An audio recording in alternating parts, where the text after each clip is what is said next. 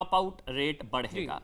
यानी कि किताब से पहले हिजाब है जी, हिजाब पहले या किताब चूज करिएगा। देखिए जो हिजाब पहले या किताब। सुनिए मेरी बात, सुनिए मेरी। जी जी जी जी जी देखिए सुनिए मेरी बात, जो लोग रिलीजन में बिलीव करते हैं, अगर वो अपने बच्चों को नहीं भेजेंगे, आप जाके अगर ये सवाल पूछेंगे तो वो आपको यही जवाब देंगे कि हम बिना हिजाब के बच्चों को नहीं भेजेंगे। फिर क्या होगा उन बच्चों के एजुकेशन का? बताइए, यानी कि क्या होगा? यानी कि किताब से पहले हिजाब है आपकी नजर में, ठीक है। सरवर भाई अब आप बोलिए। अरे किताब परिवारों के लिए है, परिवारों के लिए, चलिए मैं समझ रहा हूं ना, मैं समझ रहा हूं ना, मैं समझ रहा हूं। आपने बोला उन परिवारों के लिए किताब से पहले हिजाब है, मुझे लगा था भाई हिजाब से पहले किताब है, बच्चियां पढ़ेंगी, शिक्षा का कोई धर्म नहीं होता, सभी बच्चे समान है, यूनिफॉर्म है, क्लासरूम में बच्चे बैठे, उनकी धार्मिक पहचान से जरूरी उनकी शैक्षणिक योग्यता है। मैं इस चीज को समझ रहा था। आप कह रहे हैं कि उन परिवारों के लिए किताब से पहले हिजाब। सरवर साहब आपका कमेंट, किताब से पहले हिजाब, और ये टिकट है शिक्षा का, हिजाब शिक्षा का टिकट है उन परिवारों के लिए जिनका भी जिक्र दानिश भाई कर रहे थे। सरवर साहब देखिए, बहुत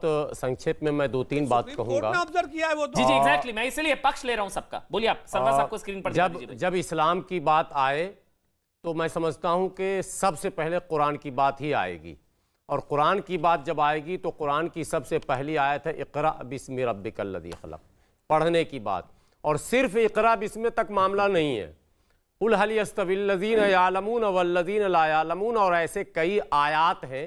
कुरान में जो हुक्म है पढ़ो का मतलब है कि ये फर्ज है, और उसके सपोर्ट में एक हदीस है तलबुल इल्म फरीज़तुन अला कुल्ले मुस्लिमिन औ मुस्लिमा, यानी मर्द औरत दोनों के लिए इल्म का हासिल करना फर्ज है।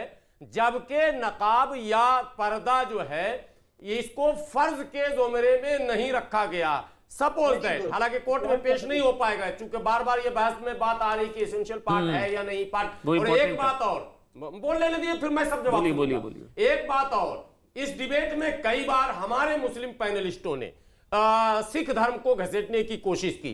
प्लीज प्लीज इस बात को आप याद रखिए, पगड़ी इस्लाम में भी सुन्नत है लेकिन हमने छोड़ा, टोपी सुन्नत है, और 1000 ऐसी सुन्नतें हैं जिसको हमने छोड़ रखा। लेकिन सिखिज्म ने पगड़ी को अनिवार्य माना है, वो सेना में रहे, पुलिस में रहे, जहां भी रहे, वो उसको छोड़ते नहीं है। इसलिए इस डिबेट में बार बार ये उदाहरण देना कि उनको पगड़ी अलाउड है तो हमको क्यों नहीं, हमको जो चीज हमने अनिवार्य बनाया हमने पहले क्यों नहीं बनाया? अगर हम सरवर साहब आप कह रहे हैं कि हिजाब इस्लाम की एसेंशियल प्रैक्टिस नहीं है। अब मैं आ रहा हूं, मैं कहूंगा, अभी तो पूछ रहा हूं ना आपसे, पूछ रहा हूं भाई, मैं इस्लाम का जानकार नहीं हूं। क्या एसेंशियल रिलीजियस प्रैक्टिस है हिजाब इस्लाम की? आप मौलानाओं से डिबेट करते करते आधे मौलाना तो कम से कम हो ही गए। मुझे नहीं पता ये सब। पर्सनल लॉ बोर्ड को ये जिम्मेदारी है। ट्रिपल तलाक में भी सुप्रीम कोर्ट में पर्सनल लॉ बोर्ड ने हलफनामा दायर किया था, खुद कहा था कि ट्रिपल तलाक, इंस्टेंट ट्रिपल तलाक ये जो है, हाँ ये बिदअत है। बिदअत का मतलब आप किसी आलिम से फिर पूछिएगा, बिदाती को का आखिरी जो अंजाम होता है वो जहन्नम होता है। यानी इतना बड़ा जुर्म था, और उस बिदात को अगर सुप्रीम कोर्ट ने रोक दिया तब तो आपने स्वागत नहीं किया। हिजाब एसेंशियल रिलीजियस प्रैक्टिस है? ये बताइए मेरे को। मैं जहां आना चाह रहा हूं सर, वहां पहले इस पे आ जाइए ना, मुझे बता दीजिए छुपा हुआ मामला। पहले ये बताइए ना, क्या हिजाब एसेंशियल रिलीजियस प्रैक्टिस है? बोर्ड अब कोर्ट में देगी और दूध का दूध पानी का पानी आ जाएगा सामने।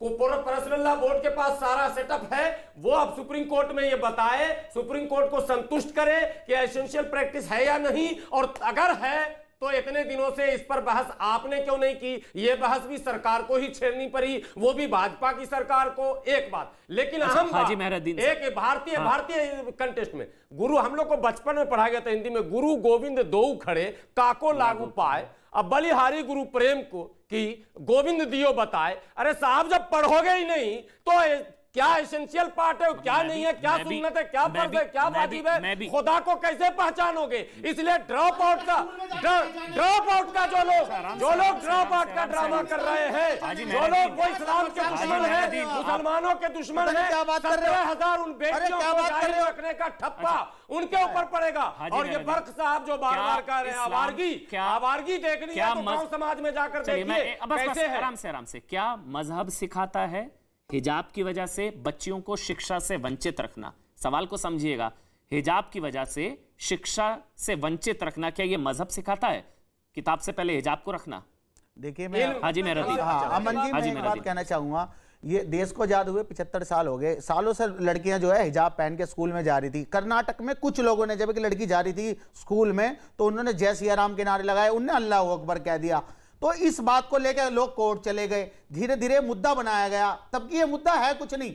दूसरा मैं एक बात और बता दूं, सारी चीजों को मुसलमान से जोड़ के देखिए, मुसलमानों को जान बहुत शानदार। आप तो फिर मतलब आप कह रहे कोई जिद है नहीं, कोई मुद्दा ही नहीं है। क्लासरूम में हिजाब की जिद होनी नहीं चाहिए। कोर्ट का टाइम वेस्ट हो रहा है, इतने रिसोर्सेज खर्च किए जा रहे हैं। मैं बता रहा हूं ना, कोर्ट अरे जानबूझ के बीजेपी मुद्दा बना रही है। मैं बता रहा हूं हिजाब को लेकर मैंने कई बार भी मैं जो हमारी पिटीशन बीजेपी ने डाली थी, बीजेपी के कार्यकर्ता। मैं एक ब्रेक ले रहा हूं, लेकिन क्लासरूम में मुसलमान से जोड़ के क्लासरूम अच्छा नहीं बस आराम से मेहरुद्दीन साहब, मुझे ब्रेक पर जाना है। आपका हाँ नहीं लेकर जाऊंगा, पक्ष सबका क्लियर है, कम से कम आपका पक्ष नहीं हो रहा।